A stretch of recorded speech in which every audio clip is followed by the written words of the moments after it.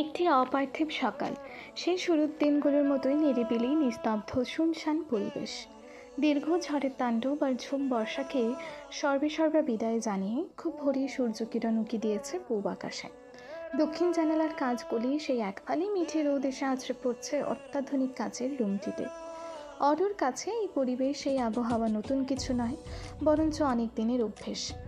তবে আজ এই নিস্তব্ধতার সাথে প্রথমবার নতুন করে যা যোগ হয়েছে তা হলো চন্দন কাঠের মন মাতানো সুঘ্রাণ। রুমের আনাচে কানাচেতে করছে এই চেনা পরিচিত বর্ষালী সুঘ্রাণ। বিছানা, বালিশ, কুশন, কমফর্টার সব কিছুই বেশ স্নিগ্ধ লাগছে চনমনে এই স্যান্ডেলউড পারফিউম আর মাস্কি সৌরভে। অরুর মনে হচ্ছে গত 15টা দিনের নির্ঘুম রাতের কাছে আজকের এই আরামদায়ক ঘুমটুকু অমৃতসম। আর ও এই অমৃতসম ঘুমটুকু পুরোপুরি আহরণ করতে চায় নির্বিঘ্নে। তাই তো ঘুমের মাঝে অরুর হৃদয়ে গিয়ে ঠেকেছে নিদারুণ এই সুগন্ধ। বারংবার মনে হচ্ছে এতটা আরামের ঘুম কোনো দিন ঘুমায়নি ও। ব্যথা তো শরীরটাকে একটুখানি নাড়িয়ে চাড়িয়ে আরও খানিকটা সময় ধরে নতুন এই অনুভূতির সাথে পরিচিত হবে বলে ভেলভেটের মতন মসৃণ কুশনের মাঝে মুখ দাবিয়ে মিঠে রোদটুকু পিঠে পিছলে দিয়ে অন্যদিকে ঘুরে শুল অরু। এলোমেলো হয়ে ঘুমানোর দরুন ওর রেশমের মতন সিল্কি চুলগুলো ছড়িয়ে পড়ে আছে পুরো বিছানা জুড়ে। সেগুলোকে গোছানোর কোনো রূপ প্রয়াস না চালিয়েই আবারও ঘুমের দেশে পাড়ে জমালো অরু। তবে অরুর এই অমৃতসম আরামদায়ক ঘুম গাঢ় হতে পারল না খুব একটা। তার আগেই কানে ভেসে এলো ইলেকট্রনিক মেশিনের ভসভস আওয়াজ। এহেন আওয়াজে ঘুমের মাঝে বিরক্তিতে চোখ মুখ কুঁচকে গেল অরুর। কোথা থেকে এই আওয়াজের উৎস তা ঠাওর করার জন্য খানিকটা চোখও খুলল বটে। ঘুমের রেশ কাটিয়ে আড়মোড়া ভেঙে চোখের পাতা খুলতেই সফেদ রঙা সিলিংয়ের দিকে চোখ গিয়ে ঠেকল ওর, যা দেখে হুট করে বড্ড অপরিচিত লাগছে ওর। কিন্তু চারপাশে স্নিগ্ধ সুঘ্রাণটা বড়ই পরিচিত। অগত্যায় ঘুমের ঘোর কাটিয়ে চারিদিকে চোখ ঘোরালো ও। সঙ্গে সঙ্গে ওর মনে পড়ে যায় ঝড় আর বৃষ্টিস্নাত নির্ঘুম বিগত রাতের কথা। কিছু ঘোর লাগানো মুহূর্ত, আর তারপর জায়ান কৃতিকের অনেকটা কাছে চলে আসা। সব কিছু সুস্পষ্ট অরুর মস্তিষ্কে এখন। সেসব কথা মাথায় আসতেই তীব্র লজ্জায় চোখ দুটো খিঁচে বন্ধ করে নিল অরু। অরু যখন ঘনিষ্ঠ মুহূর্তের কথাই ভাবছিল ততক্ষণে ছক্কা লাগার মতো আরও একটা প্রশ্ন এসে মাথায় লাগলো ওর। মনে মনে ভাবলো, তখন তো গাড়িতে ছিলাম, তাহলে এখন কোথায়? কথাটা ভাবার সঙ্গে সঙ্গে পুনরায় কানে ভেসে এলো সে বিরক্তিকর ভসভস আওয়াজ। আওয়াজের উৎস খোঁজার জন্য অরু এবার চোখ ঘুরিয়ে চাইল ওয়াল মিররের দিকে। দেখলো ওর থেকে খানিকটা দূরত্বে আয়নার সামনে দাঁড়িয়ে হেয়ার ড্রায়ার দিয়ে ব্যাক ব্রাশ করে চুল শোকাচ্ছে কৃতিক। পরনে তার ট্রাউজার সেট। কৃতিককে দেখার সঙ্গে সঙ্গে অরু তড়িৎ গতিতে কমফর্টারের মধ্যে মুখ লুকালো। মুখ ঢাকা দিতে দিতে নিচু স্বরে বিড়বিড়ালো, নির্লজ্জ নির্দয় লোক। ওদিকে অরুণ নরণচরণ টের পেয়ে কৃতিক হাতের কাজ চালাতে চালাতেই ডাকল, মিসেস অরোরা জায়ান। কৃতিকের এখানে সম্বোধনে কমফর্টারের মাঝে বসে উষ্ণতায় ছেয়ে গেল অরুর সর্বাঙ্গ।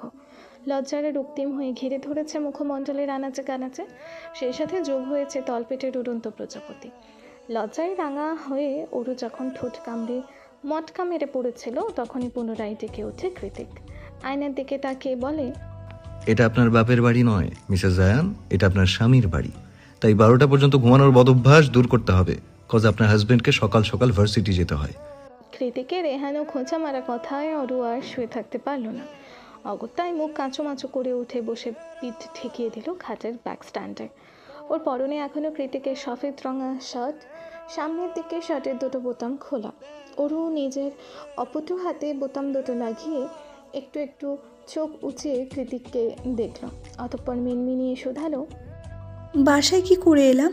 কৃতিক এই দিকে না ঘুরেই জবাব দিল, ভূতে নিয়ে এসেছে তোকে। অরু জানে কৃতিক মজা করছে, কিন্তু ওর কেন যেন কথা বলতে বেশ অস্বস্তি হচ্ছে। কথা তো দূরে থাক, কৃতিকের চোখের দিকে তাকাতেও লজ্জা লাগছে এই মুহূর্তে। শান্ত সাবলীল চোখ দুটোর দিকে তাকালেই বারংবার মনে পড়ে যাচ্ছে কাল রাতের অশান্ত আর ঘোর লাগানো দৃষ্টিপাতের কথা, যা ওরও অপেক্ষা করতে পারেনি। নিজের অজান্তে আপন করে নিয়েছিল সেই মিষ্টি যন্ত্রণাটুকু। অথচ এখন সেই সব কথা মনে পড়লে লজ্জায় মরে যেতে ইচ্ছে করছে ওর। অরু চুপ হয়ে আছে দেখে কৃতিক বলল। ঘুম না হলে ঘুমাতে পারিস, ডিস্টার্ব করবো না। অরু না সূচক মাথা নাড়িয়ে মিনমিনিয়ে বলল। আপনার মাথার ব্যান্ডেজ কোথায়? কৃতিক বলল। ফ্রেশ হওয়ার ছিল তাই খুলে ফেলেছি। অরু ভ্রু কুঁচকে বলল। তাই বলে পুরো ব্যান্ডেজ খুলে ফেলতে হবে? আপনি এত ছন্ন ছাড়া কেন বলুন তো? অরুর কথায় কৃতিক এবার ঘুরে তাকিয়ে চোখ ছোট্ট ছোট্ট করে বলল। কাল পুরোপুরি স্বামীর অধিকার দিয়েছিস, আর আজই শাসন করা স্টার্ট। কৃতিকের কথায় গায়ে না মেখে অরু ফোঁস করে একটা নিঃশ্বাস ছেড়ে উঠে দাঁড়ালো। কৃতিকের শার্টটা ওর হাঁটুতে গিয়ে ঠেকেছে। অরু সেটাকে টেনে হিঁচড়ে আরও খানিকটা নিচে নামাতে নামাতে বলল। এখানে তো আমার কোনো জামা কাপড় নেই, কি পরবো? কৃতিক বলল। ক্লোজেট ভর্তি জামা কাপড় আছে, যা খুশি পর গিয়ে। ওগুলো তো আপনার, আমি কিভাবে পরবো? কৃতিক এবার ম্যাকবুক দিয়ে ডিভানের ওপর বসতে বসতে বলল। আমার যা তাই তোর, এখন থেকে আমার ড্রেসই পরবি তুই, সব তোর। কৃতিকের কথায় অরু দাঁত দিয়ে নখ কামড়াতে কামড়াতে বিড়বিড়িয়ে বলল। আশ্চর্য লোক, এমনভাবে বলছে যেন সে ইনারও পরে। পরার দরকার নেই। কৃতিকের রাশ ভারী আওয়াজ কানে ভেসে আসতেই অরু হকচকিয়ে বলল। কৃতিক এবার ম্যাকবুক থেকে চোখ সরিয়ে অরুর দিকে তাকিয়ে স্পষ্ট আওয়াজে বলল। আমার সামনে ইনার পরার দরকার নেই, তোকে এসব ছাড়াই সুন্দর লাগে। ওর এহেন কথায় অরু দ্রুত মাথা নিচু করে ওয়াশরুমের দিকে যেতে যেতে বলল। নির্লজ্জ বেহায়া লোক, মুখে লাগাম নেই কোনো। ওনার লজ্জা নাই থাকতে পারে, তাই বলে কি আমারও নেই? তবে ওয়াশরুমে আর ঢোকা হলো না অরুর। তার আগেই ওর চোখ আটকালো পায়ের নুপুরে।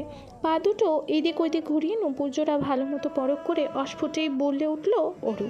অদ্ভুত তো, আমার নুপুরগুলো এমন সোনালি রঙের হয়ে গেল কেন? অরুর কথায় কৃতিক ডিভান ছেড়ে উঠে এসে ওর সামনে দাঁড়িয়ে দু পকেটে হাত গুজে বলল। আর কবে বড় হবি তুই অরু?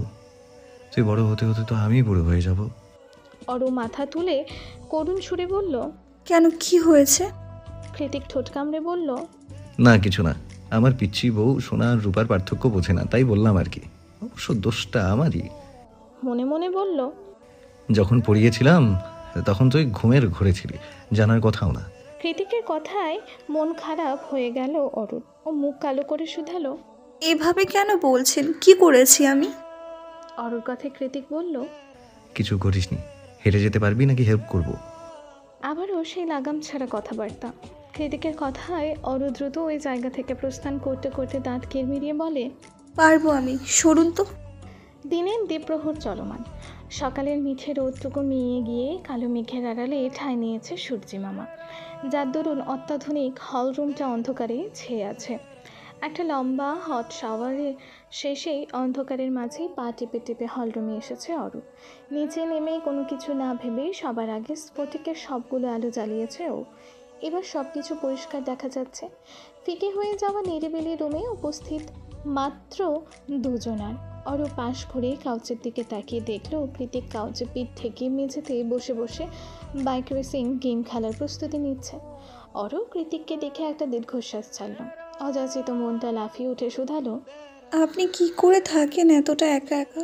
কষ্ট হয় না বুঝি? অরু সেই তখন থেকেই করুণ চাহনিতে তাকিয়ে আছে দেখে গেমটা পজ করে কানের হেডফোন নামিয়ে কৃতিক বলল। এভাবে ডিস্ট্র্যাক্ট করতে মন চাইলে রুমে চল, আমিও একটু মন ভরে দেখি তোকে, কাল রাতে মন ভরেনি। কৃতিকের কথা গায়ে না মেখে অরু কিচেনের দিকে যেতে যেতে বলল। খিদে পেয়েছে, কি রান্না করা যায় বলুন তো? অরু কিচেনের দিকে দু কদম এগিয়ে যেতেই কঠিন সুরে বাদ সাধে কৃতিক। ওকে আর এক পাও বাড়াতে না দিয়ে কৃতিক বলে। খবরদার কিচেনে যাবি না তুই।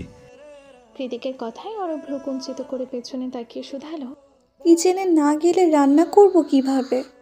কৃতিক মনিটরের দিকে গভীর দৃষ্টিতে তাকিয়ে বলল। ফ্রিজে স্যালাড আর পাস্তা রাখা আছে, গরম করে খেয়ে নে। অরু নাক শিকড় তুলে বলল। আমি এসব খেতে পারি না, তাছাড়া রান্না করলে সমস্যাটা কোথায়? আগেও তো রান্না করতাম, আর আপনি খেতেনও, তাহলে এখন কিসের অসুবিধা আপনার? কৃতিক চোয়াল শক্ত করে বলল। আগের কথা ভুলে যা, এখানে তোকে রান্না করার জন্য আনিনি আমি। অরু কিচেন কাউন্টারে হেলান দিয়ে দু হাত বুকে ভাঁজ করে বলল। তাহলে কেন এনেছেন শুনি? অরুর শেষ কথাতে কৃতিক মনিটরের গেমটা পজ করে রিমোট কন্ট্রোলটা কাউচের ওপর ছুঁড়ে ফেলে দিয়ে উঠে দাঁড়ালো।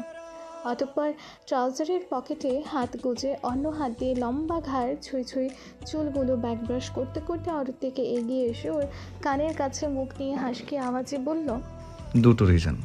এক, ইচ্ছে মতো আদর করার জন্য, আর দুই, আমাকে অভ্যেসে পরিণত করার জন্য। কৃতিকের কথায় অরু খানিকটা ভরকে যায়। অযাচিত লজ্জায় মিলিয়ে যাওয়া মুখখানা হুট করে আড়াল করে দাঁড়িয়ে পড়ে উল্টো দিকে। কৃতিক সেভাবেই দাঁড়িয়ে অরুর আগাগোড়া পরখ করতে থাকে। কৃতিকের ক্লজেটে কালোর সমাহার, সেখান থেকে বেছে নিয়ে একটা ব্ল্যাক ওভারসাইজ টি শার্ট আর একটা 3/4 পরেছে অরু। কৃতিকের 3/4 অরুর ফুল প্যান্টে পরিণত হয়েছে। দেখতেও বেশ কিউট লাগছে ওকে। অরুকে ভালো মতো পরখ করে ওর কানের কাছে মুখ নিয়ে কৃতিক হিসিয়ে বলে ওঠে, আমার ড্রেসে তোকে মারাত্মক লাগছে হার্টবিট। এখন থেকে আমার সামনে অন্য কিছু পরার দরকার নেই।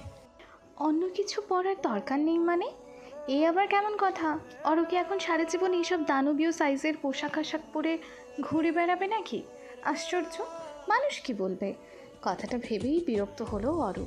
বিরক্তিতে চির বিড়িয়ে পেছনে ঘুরে কৃতিককে হালকা ধাক্কা মেরে সরিয়ে কাউচে গিয়ে বসতে বসতে বলল, খিদে পেয়েছে তো আমার, সালাদ খেতে পারবো না, অন্য কিছুর ব্যবস্থা করুন। কৃতিক পকেট থেকে ফোন বের করে। সেটা স্ক্রল করতে করতে বলল, আমি রান্না করতে পারি না। কি খাবি বল, অর্ডার করে দিচ্ছি। অরু এক ঝলক কৃতিককে পরখ করে কিছু একটা ভেবে বলল, বলছি, তার আগে এদিকে আসুন। ওর আকস্মাৎ সম্বোধনে কৃতিক ফোন থেকে নজর সরিয়ে প্রশ্নসূচক দৃষ্টি নিক্ষেপ করে বলল, সিরিয়াসলি তুই আমাকে কাছে ডাকছিস? তাহলে কাল এত কান্নাকাটি করার কি মানে ছিল ওরু? আবারও সেই ভুলভাল কথা টানছে কৃতিক। এ লোকের মাথায় আর কিচ্ছু নেই নাকি ভেবে পায় না অরু। এমনকি ভাবার জন্য খুচরো সময় নষ্টও করে না, বরং উঠে এসে কোনো রূপ কসরত না দেখেই অনেকটা অধিকার নিয়ে নিজের হাত দিয়ে কৃতিকের খড়খড়ে পুরুষালী হাতটা ধরে ওকে টেনে এনে কাউচে বসালো। অরুর কাণ্ডে কৃতিক আর বাধা সাধল না, উল্টে কাউচে গা এলিয়ে দিয়ে অরুকে নিজের কোলে বসিয়ে নরম সুরে শুধালো। এখানে কেন? অরু পেছনে ঘুরে কৃতিকের ক্ষতস্থানে আলতো হাত বুলিয়ে বলল, আপনার এখন হসপিটালের বেডে শুয়ে শুয়ে ফ্রুটস খাওয়া উচিত, তা না করে আমাকে কথা দিয়ে পিষ্ট করছেন। কতটা গভীর ক্ষত হয়েছে একবারও খেয়াল করেছেন? কৃতিক অরুর কথার 2 পয়সা তোয়াক্কা না করে নিজ হাত দিয়ে ওর গাল দুটো চেপে ধরে বলল। কতবার বলেছি আমাকে তুমি করে বলবি, কথা শুনিস না কেন? অরু কৃতিকের চোখ থেকে অন্যদিকে চোখ সরিয়ে অস্পষ্ট সুরে বলল, পারবো না, আমার লজ্জা লাগে। এখনো লজ্জা? কৃতিক ঠোঁট বাঁকিয়ে হেসে বলল। অরু কৃতিককে কিভাবে বোঝাবে কাল রাতের কথা উঠলেই কান দিয়ে ধোঁয়া বের হয় ওর। ভীষণ লজ্জা শিহরণ জেগে ওঠে ক্ষুদ্র নারীদেহের রন্ধ্রে রন্ধ্রে। সেই শিহরণে কেঁপে ওঠে অষ্টাদশের হৃদয় মন সব কিছু। হৃদয়ের সাথে কম্পিত হয় ধনুকের মতো বাঁকানো নারীর শরীরটাও। পর মুহূর্তেই নিজেকে সামলে নেয় অরু। শখের পুরুষের সে শিহরণ চাকানো প্রথম ছোঁয়াকে পুরোপুরি মাথা থেকে সরিয়ে মনের মাঝে জেঁকে বসে তার প্রতি এক টুকরো ব্যথাতুর ভালোবাসা। বারবার মনে হতে থাকে, কেন আপনি এত একা যায়েন কৃতিক? আপনার জীবনটা অন্য সবার মতো স্বাভাবিক নয় কেন? এতগুলো বছর কি করে বা একা একা বেঁচে আছেন আপনি? আমি কি আপনার জীবনের এই একাকিত্ব আদৌ দূর করতে পারবো কোনো দিন? অরু চুপচাপ বসে আছে দেখে কৃতিক আগ বাড়িয়ে শুধালো। কি ভাবছিস? অরু এইদিক ওদিক মাথা নাড়িয়ে টি টেবিল থেকে ফার্স্ট এইড বক্স হাতড়িয়ে কৃতিকের কোল থেকে নেমে গিয়ে পাশে বসে বলল। অ্যাক্সিডেন্ট কিভাবে করলেন? কৃতিক কাউচের ব্যাক সিটে গায়ে এলিয়ে দিয়ে বলল, সেদিন তোর মায়ের বাসা থেকে বেরিয়ে বাইকে রাইডিংয়ে গিয়েছিলাম। ইম্পর্ট্যান্ট ম্যাচ ছিল, তাই না করতে পারিনি। হয়তো মেন্টালি ডিস্ট্র্যাক্ট ছিলাম, তাই নিজের উপর কন্ট্রোল ছিল না। কৃতিকের কথায় ভয়ের চোটে অরুর শরীরের লোমকূপ দাঁড়িয়ে গেল। কোনো মতে ওর মাথায় সফেদ ব্যান্ডেজের আস্তর লাগাতে লাগাতে অরু বলল, আপনার রাগটাকে ভীষণ ভয় করে আমার। কোনোদিন যদি... অরু কথা শেষ করতে পারল না আর। তার আগেই ওকে টান মেরে নিজ বুকের ওপর ফেলে দিয়ে কৃতিক আগের মতো করেই হিসিয়ে বলল। নিজের হার্টবিটকে কেউ আঘাত করে? অরু ঠোঁট ফুলিয়ে বলল, তাহলে নিজেকে কেন করেছেন? আপনি একটুখানি ব্যথা পেলেও তো আমার কষ্ট হয়। অরুর কথায় কৃতিক চোখ বন্ধ করে ভাবতে লাগলো, শেষ কবে কোথায় কখন ওকে কেউ এভাবে বলেছে? ওর ক্ষত, ওর ব্যথা এসব নিয়ে চিন্তা করেছে। ওকে একটু আপন করে আগলে ধরেছে। কৃতিকের মনে নেই, তাই বোধহয় অরুই জীবনে প্রথম যে কৃতিককে অদৃশ্য মায়ার বাঁধনে বেঁধেছে। আজ কৃতিকের অশান্ত হৃদয়টা তৃপ্তির ঢেকুর তুলে বলছে, এত বছরের অপেক্ষা খুব একটা কষ্টের ছিল না উরু। এখন তো সেসব শুধুই স্মৃতি মাত্র। আমার উরু এখন আমার বুকেই আছে, আর কখনো কেউ এই দূরত্ব বাড়াতে পারবে না। তোর আমার মাঝে যদি কেউ দুঃস্বপ্নেও চলে আসে, তবে তারাও বাকিদের মতোই আমার আসল পৈশাসিক রূপ সচক্ষে দেখতে পাবে। ওর মেবি লাইফটাও দিয়ে দিতে হতে পারে, হু নোজ। ইজি চেয়ারের নরম গতিতে বসে বারবার গা দোলাচ্ছেন গভীর চিন্তাগ্রস্ত আজমেরি শেখ। মনে মনে করছেন একের পর এক ছক। তার ছোট্ট মেয়েকে যে জায়ান্ট কৃতিক নিয়ে গিয়েছে তা বুঝতে বাকি নেই সুকৌশলী মস্তিষ্কের আজমেরি শেখের। তার এত কড়া শাসন, এতটা তীক্ষ্ণ বুদ্ধি, এতটা দাম্ভিকতা, সব কিছুকে মাটিতে মিশিয়ে দিয়ে গেল তারই সৎ ছেলে, যে সবসময় আজমেরি শেখের সাথে টেক্কা দিয়ে চলতে পছন্দ করে। কিন্তু আজমেরি নিজেও তো চুপচাপ বসে থাকার মানুষ নয়। কৌশলে কিভাবে চেকমেট দিতে হয় সেটা তারও জানা। তাছাড়া সবচেয়ে বড় প্রশ্ন হলো মান সম্মান। জায়ান্ট কৃতিকের মতো বেহাত বেহায়া ছেলে যে সমাজের ধার ধারে না, কোনো কালেই তার দ্বারা সবই সম্ভব। নিজের সৎ বোনকে বিয়ে করাও সম্ভব, কিন্তু আজমেরি শেখের চরিত্র পুরোপুরি কৃতিকের বিপরীত। সে সব কিছুতে সবার আগে সমাজকে প্রাধান্য দেয়, সে মতোই প্রতিটা কাজ করে। ওই জন্যই হয়তো তাদের মাঝে এই দীর্ঘ স্নায়ুযুদ্ধ। আমেরিকায় তোমাদের রেজিস্ট্রি হয়েছে, বাংলাদেশে তো নয়। এখন আমিও যদি তোমার মতো কৌশলে চলি, তাহলে কি করবে তুমি জায়ান কীর্তিক চৌধুরী? বেশ অনেকক্ষণ ধরে ভাবতে ভাবতে কিঞ্চিত ক্রুড় হেসে বিড়বিড়ালেন আজমেরি শেখ। আকাশে শুক্লপক্ষের মস্ত বড় চাঁদ উঠেছে। তার চারিপাশে তারকারাজির নির্ভীক অবস্থান। মিটিমিটি জ্বলন্ত তারকারাজি আর চাঁদের রূপলি আলোয় ভেসে যাচ্ছে নির্জন পাহাড়ি শহরতলির রাস্তাঘাট। ভোরের দিকে সেই যে এক পশলা ঝুম বৃষ্টি হলো, তারপর থেকেই আকাশ পরিষ্কার। রাতের আকাশে পেঁচা তুলোর মতো উড়ো মেঘে দাঁড়ালে ক্ষণে ক্ষণে গা ঢাকা দিচ্ছে শুক্লপক্ষের সুন্দরী চাঁদ। তাই জ্যোৎস্না রাতের নিয়ন আলো ছাপিয়ে একটু একটু আলো ছায়া এসে খেলা করছে পর্দা সরিয়ে রাখা অত্যাধুনিক মাস্টার বেডরুমের আনাচে কানাচে। অরু আজ সন্ধ্যা হতে না হতেই রুমের সব কটা আলো নিভিয়ে পাড়ি দিয়েছে ঘুমের দেশে। যদিও বা কৃতিক মুখে অনেক কিছুই বলেছিল, তবে কার্যত অনলাইনে অরুর সব রকম প্রয়োজনীয় জিনিস অর্ডার করে দিয়েছে সে। কারণ আর যাই হোক, অরুকে কোনোরূপ অস্বস্তিতে দেখতে চায় না কৃতিক, তাও নিজের বাড়িতে বসে। এই যেমন আজ সারাদিন অরুর ভীষণ মন খারাপ ছিল। কৃতিকের ভয়ে বেচারি বলতেও পারছিল না যে হোয়াপা আর মাকে মিস করছে। দুদিন ধরে অরু নেই, তারা কী করছে, কেমন আছে, আদৌ অরুকে খুঁজছে কিনা, সব কিছু নিয়ে দুশ্চিন্তাগ্রস্ত অরু। সেদিন ঈদ মাঝারে সদ্য গজিয়ে ওঠা প্রণয় টানে কৃতিকের সঙ্গে চলে এলেও এখন মা আর আপার কথা মনে পড়তে হৃদয় খামচে ওঠে অরুর। বুকের মাঝে দানা বেঁধে কষ্টেরা, সেই কষ্ট প্রতিফলিত হয় ওর চোখে মুখে। অরুর চুপসে থাকা মলিন মুখ দেখে কিছুটা হলেও ঘটনা আজ করতে পারে কৃতিক, কিন্তু ও তো কিছু করার নেই। অরুকে যেতে দেওয়া কিংবা ভুলে যাওয়া দুটোই পুরোপুরি অসম্ভব কৃতিকের পক্ষে। কারণ কৃতিক ভালো করেই জানে অরুকে যেতে দিলেই ও নিজেই বাঁচবে না। তবে কৃতিক তো ভারী কঠিন হৃদয়ের মানুষ, তাই নিজের দুর্বলতাটুকু পুরোপুরি আড়াল করে। একটা টিভি আনিয়ে সেটাকে সেট করে দিয়েছে হলরুমের মাঝ বরাবর, নিজের গেমিং মনিটরের পাশেই। এত বড় টিভি দেখে অরু যখন শুধালো এটা কেন এনেছেন, তখন জবাবে কৃতিক বলে, বউয়ের আঁচল ধরে বসে থাকার মতো টাইম আমার নেই, তাই সময় কাটানোর জন্য এনে দিয়েছি। আমি যখন না থাকবো তখন বসে বসে নেটফ্লিক্স দেখবি। কৃতিকের গমগমে রুষ্ট কথায় মেজাজ খিটখিটিয়ে উঠল অরুর। তবে এখনও পর্যন্ত ঝাঁঝিয়ে তেতো গলায় কথা বলার সাহসের হয়ে ওঠেনি, তাই অরু সহসায় স্বাভাবিক কণ্ঠে বলল, সময়ই যখন নেই তাহলে অমন মাঝরাতে রাস্তা থেকে নিয়ে এলেন কেন? কৃতিক রিমোট কন্ট্রোলটা ভালো মতো চেক করতে করতে জবাব দেয়, থাকতে পারছিলাম না, তাই তোকে দেখতে ইচ্ছে করলে হাজারটা ব্যস্ততাকেও পায়ে ঠেলে দিতে পারি আমি। তাই আমার ফিলিংস নিয়ে এত ভাবতে হবে না তোর। নিজে কেন বাংলা পাঁচের মতো মুখ বানিয়ে রেখেছিস সেটা নিয়ে ভাব। অরু আর জবাব দিল না। কৃতিকের সাথে বেহুদা তর্ক করার এনার্জি নেই ওর। মনটা বেশি আছে সেই সকাল থেকেই, তাই কথা না বাড়িয়ে কটকট করে সিঁড়ি ডিঙিয়ে দোতলায় চলে গেল অরু। দোতলায় গিয়ে কৃতিকের রুমের দিকে আর পা বাড়ালো না ও, বরং উল্টো ঘুরে বিপরীত পাশে ওর আর অনুর জন্য বরাদ্দকৃত সেই আগের রুমটায় প্রবেশ করে বিছানায় গা এলিয়ে দিতেই নিঃশব্দে তলিয়ে গেল ঘুমের দেশে। অরু অন্য রুমে গিয়ে শুয়েছে, ব্যাপারটা নজরে আসতেই কৃতিকের তীক্ষ্ণ চোয়ালটা শক্ত হয়ে উঠল। আকস্মাৎ রক্ত টকবগিয়ে উঠল ধমনী শিরায় শিরায়। এমনিতেই অরুর বিষণ্ণ মুখ আর উদাসীনতায় কৃতিকের মেজাজটা বিগড়েছিল সারাদিন। তার উপর এখন আবারও অরুর এমন কাণ্ড। কৃতিকের শক্তপোক্ত চওড়া বক্ষ ছাড়া আর অরু অন্য কোথাও মুখ দাবিয়ে ঘুমাবে সেটা বোধহয় কৃতিক কল্পনাতেও ভাবতে চায় না। আর অরু কিনা একদিনের মাথায় অন্য রুমে গিয়ে শুয়ে পড়ল।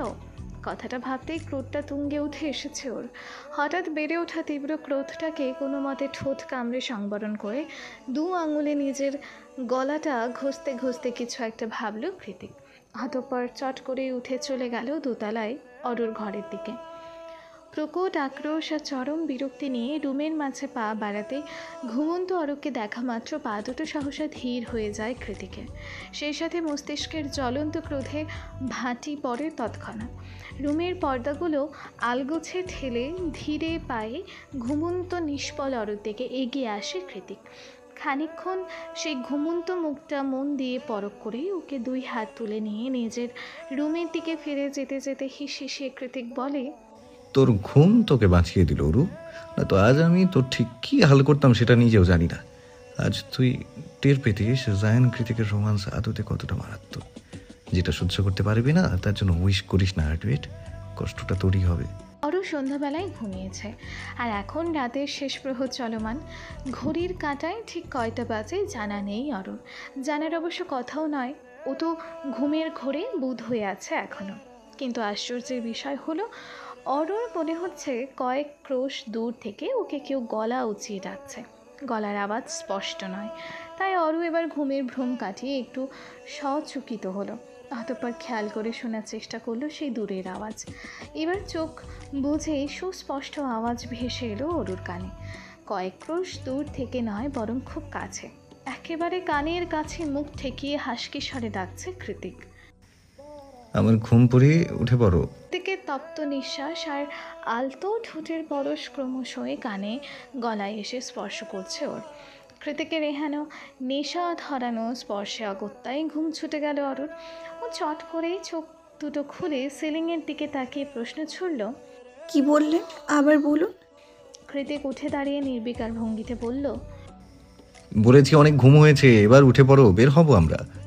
অরুর স্পষ্ট মনে আছে কৃতিক বেশ নরম গলায় আদুরে ভাষায় সম্মোহন করেছিল ওকে, অথচ এখন তো পুরোপুরি বিপরীত। তবে এসবের বাইরেও যে প্রশ্নটা সবার আগে অরুর মস্তিষ্কে গিয়ে ঠেকল সেটা হলো, এই ভোর রাতে কোথায় যাবেন উনি? অরুকে ভাবতে থেকে কৃতিক বলল, এখন আবার দিবাস্বপ্ন দেখা শুরু করলি নাকি? অরু শোয়া ছেড়ে উঠে বসে শুধালো। এত রাতে কোথায় যাব? কৃতিক অরুকে বাচ্চাদের মতো কোলে তুলে নিয়ে বাইরের দিকে এগোতে এগোতে বলল, আমি যেখানে নিয়ে যাব, যেদিকে নিয়ে যাব, যে দেশে নিয়ে যাব, ইভেন মরতে নিয়ে গেলেও সেখানেই চুপচাপ যাবি তুই, without any question or any doubt. Aru নিজের ঝিম ধরা ঘুমু ঘুমু মাথাটা কৃতিকের কাঁধের উপর এলিয়ে দিয়ে মনে মনে বলে, করব না, কখনো কোনো প্রশ্ন করব না। যেখানে খুশি নিয়ে যাও, শুধু এভাবে নিজের বুকের মাঝে আগলে রেখো। আমি চোখ বন্ধ করে অনুসরণ করব তোমায়, even without any question or any doubt. Highway রাস্তা ধরে হাওয়ার গতিতে ছুটে যাচ্ছে ইয়ামাহা খচিত গাঢ় নীল রঙের বাইকটা।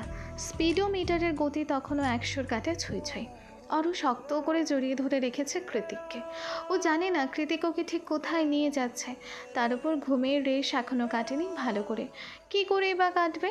ভোরের আলো ফুটতে এখনও ঢের বাকি। অগত্যায় নিজের টাল সামলানোর জন্য কৃতিকের পিঠে মাথা ঠেকিয়ে জুবুথুবু হয়ে বসে আছে অরু। ওর পরনে এখনও কৃতিকের কালো রাঙা টি শার্ট আর 3/4। কৃতিকের পরনেও একই রঙের কেলভিন ক্লাইন খচিত টি শার্ট। দেখে মনে হচ্ছে ওরা দুজন পরিকল্পনা করেই একই রকম কাপড় পরিধান করে বেরিয়েছে, যাকে বলে ম্যাচিং ম্যাচিং। ঘণ্টাখানেকের দুর্বার রাইডিংয়ের পর বাইক এসে থামলো একটা পাহাড়ি রিসর্টের সামনে। সুউচ্চ পাহাড়ের চূড়ায় তার অবস্থান।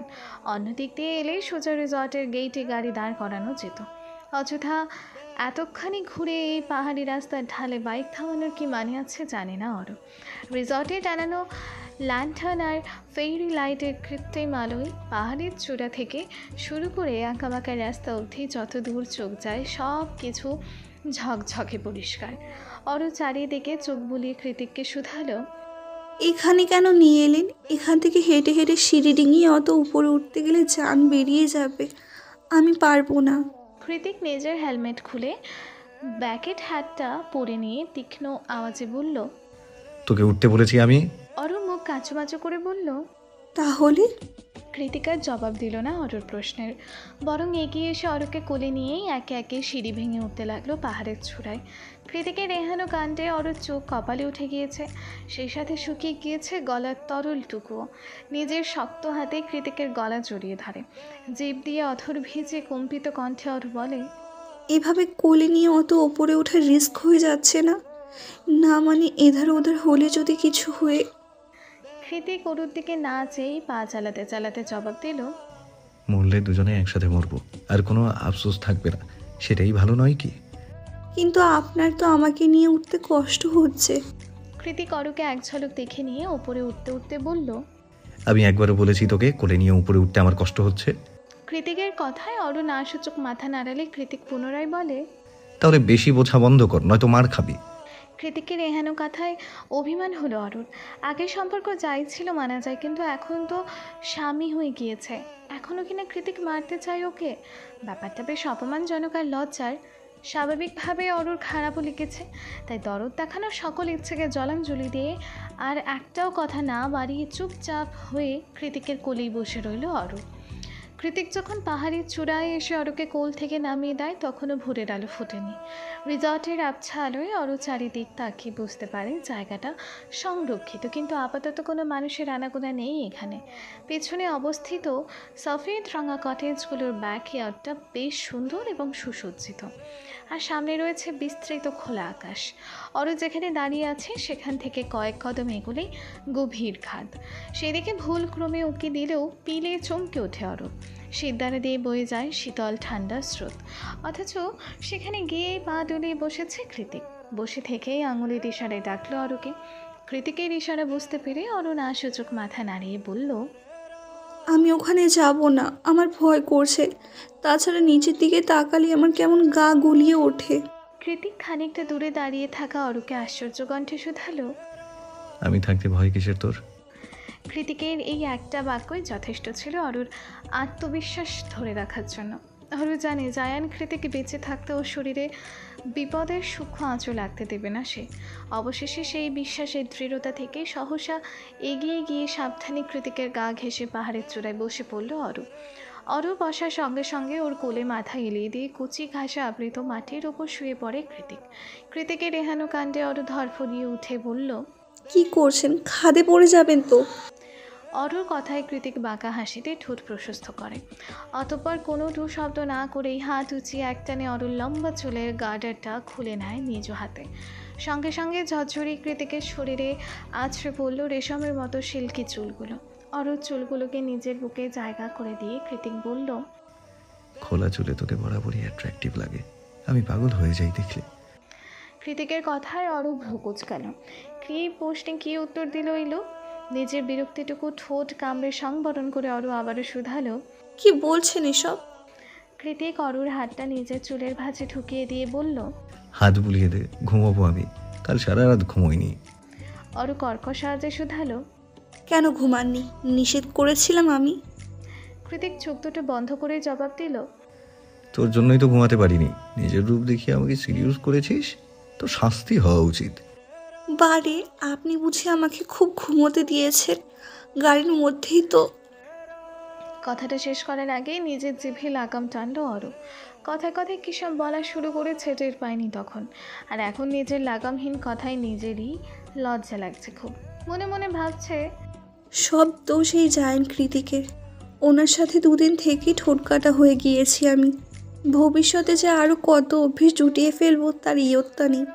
কিন্তু এখন কি করি? অগত্যাই কথা অন্যদিকে ঘুরিয়ে অরু নরম স্বরে কৃতিককে বলল, ঘুমাবেন যখন বাড়িতে ঘুমালেই তো পারতেন। কষ্ট করে এত দূর রাইড করে আসার কি দরকার ছিল শুনি? কৃতিক ঘুমো ঘুমো আজে জবাব দিল। কেন এসেছি সেটা একটু পরেই বুঝতে পারবি। কৃতিক ঘুমিয়েছে অনেকক্ষণ।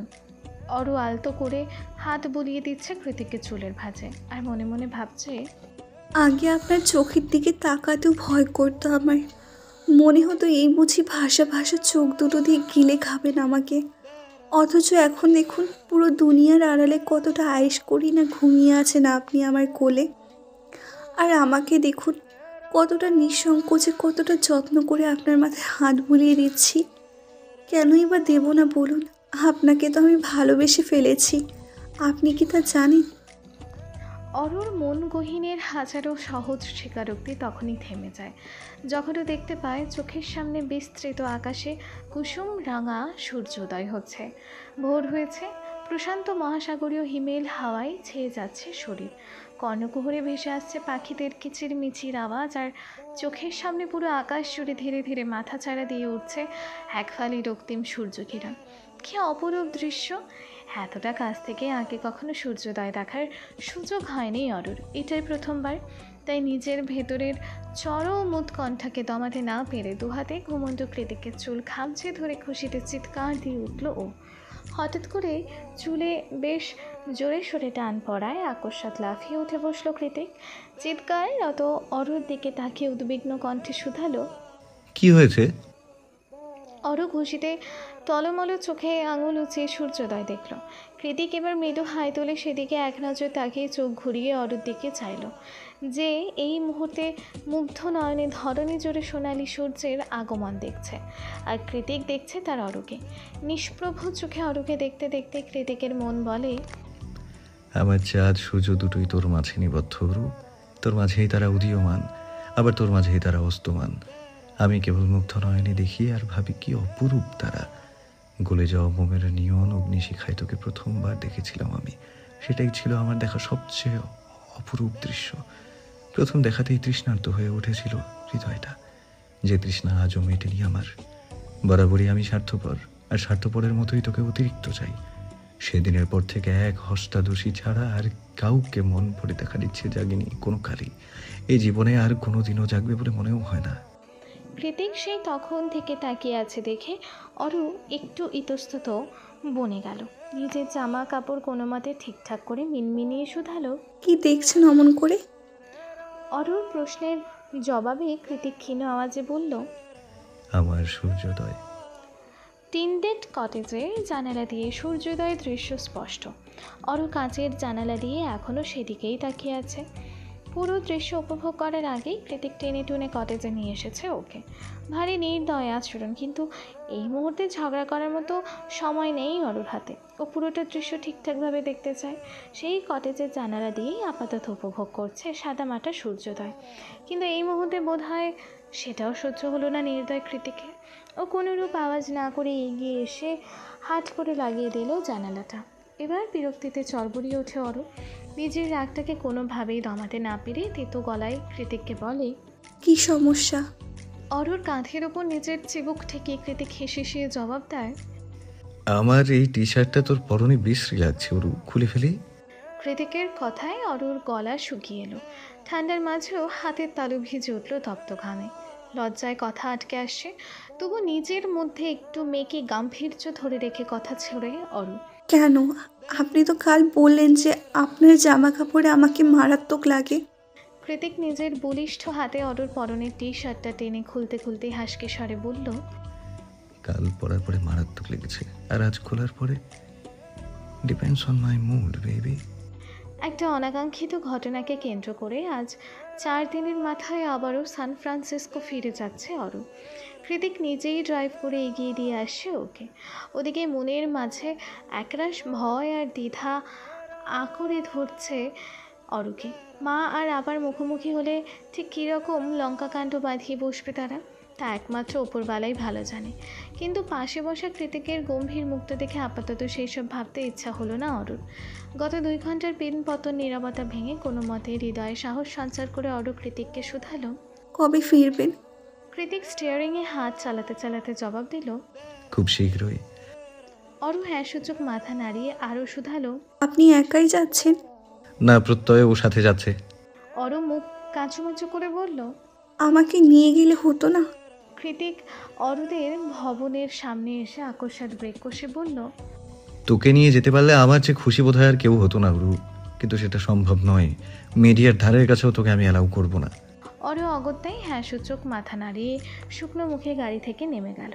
কৃতিকও নামলো ওর সাথে। কৃতিককে নেমে আসতে দেখে অরু শুধালো। আবার নামতে গেলেন কেন? আপনার ফ্লাইট মিস হয়ে যাবে তো।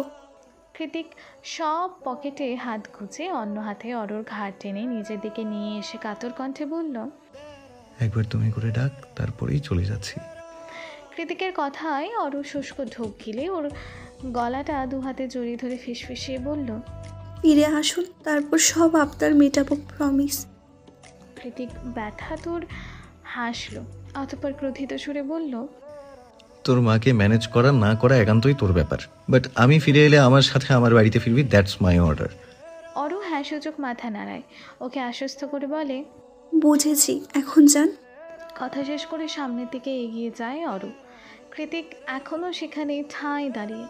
এতক্ষণ ধরেই নাকের আশেপাশে মৌ মৌ করতে থাকা বনফুলের মেয়েলি সুঘ্রাণটা অরু যাওয়ার সাথে সাথে কেমন মিলিয়ে যাচ্ছে। অরুর হঠাৎ দূরত্বে কৃতিকের কেমন দম আটকে আসছে, ব্যথায় ভরে উঠছে হৃদয়টা। নিজের অজান্তেই হাত চলে গিয়েছে বুকের বাপাশে। আজ এই মুহূর্তে জীবনে প্রথমবার কৃতিক অনুভব করলো ওর হার্ট বিট ফেইল করছে, ক্রমশ হৃদস্পন্দন গতি হারাচ্ছে। অরুর প্রতি অ্যাট্রাকশন তো নতুন কিছু নয়, তাহলে নতুন করে এই সুপ্ত অনুভূতি কোথা থেকে উদয় হলো? কৃতিক চোখ বন্ধ করে কিছুটা ভাবলো, তার পরক্ষণেই গলা উঁচিয়ে স্পষ্ট আওয়াজে বলে উঠল। Aru, I love you. কৃতিকের বলা ক্ষুদ্র ক্ষুদ্র কয়েকটা শব্দে পা দুটো আকস্মাৎ থমকে গেল অরুর। সামনে পা বাড়ানোর শক্তি নেই আর, পুরো শরীর মন ছেয়ে গিয়েছে অজানা বৈদ্যুতিক শিহরণে। হৃদয়ের কানায় কানায় টইটম্বর হয়ে উপচে পড়া অনুভূতির জোয়ার, গলায় আটকে আছে তীব্র কান্নার রেশ। ও আর এভাবে দাঁড়িয়ে থাকতে পারলো না এক মুহূর্ত। তৎক্ষণাৎ দৌড়ে গিয়ে ঝাঁপিয়ে পড়ল কৃতিকের বুকে। একবার, দুইবার, তিনবার কৃতিকের আঙুলে চাপ দিয়ে কিছু একটা সংকেত বোঝালো, অতঃপর গলা খাদে নামিয়ে রিনরিনে আওয়াজে বলল।